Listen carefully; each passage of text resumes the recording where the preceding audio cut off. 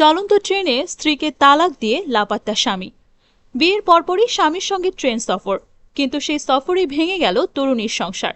ট্রেনে যখন স্টেশনে ঠুকবে করছে, ঠিক তখনই চলন্ত ট্রেনে হঠাৎ তালাক তালাক তালাক বলে চিৎকার করে ট্রেন থেকে লাফিয়ে নেমে যায় তরুণীর স্বামী।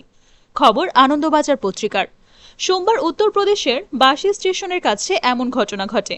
পরে পুলিশের দ্বারস্থ হন ওই তরুণী। পুলিশের বরাত দিয়ে আনন্দবাজারের প্রতিবেদনে বলা হয়, রোববার উত্তরপ্রদেশের কানপুর দেহাতের পুখরায়া স্টেশন থেকে ভোপালগামী এক ট্রেনে উঠেন আরশাদ ও আফসানা। আরশাদ পেশায় কম্পিউটার ইঞ্জিনিয়ার। জিজ্ঞাসাবাদে আফসানা পুলিশকে জানায়, গত 12ই জানুয়ারি বিয়ে হয় আফসানা ও আরশাদের। ম্যাট্রিমোনিয়াল ওয়েবসাইট থেকে তাদের আলাপ হয় এবং সে আলাপ থেকেই বিয়ে। কিন্তু বিয়ের পর আরশাদের পৈতৃক বাড়িতে গিয়ে আফসানা চমকে ওঠে, জানতে পারে আরশাদ আগেই বিবাহিত। এই নিয়ে আরশাদের সঙ্গে ঝামেলা শুরু হয় আফসানার। পণ্যের জন্য শ্বশুরবাড়ির লোকজনও অশান্তি শুরু করে। আফসানার অভিযোগ, সে অশান্তি চলাকালীন আরশাদের সঙ্গে ভোপাল যাওয়ার জন্য রওনা দেন তিনি। তাতেই ঘটে বিপত্তি। 3 তালাক দিয়ে চলন্ত ট্রেন থেকে নেমে পালিয়ে যান তার স্বামী আরশাদ। আফসানার অভিযোগের ভিত্তিতে পলাতক আরশাদকে খুঁজে বের করতে তল্লাশি অভিযানে নেমেছে পুলিশ।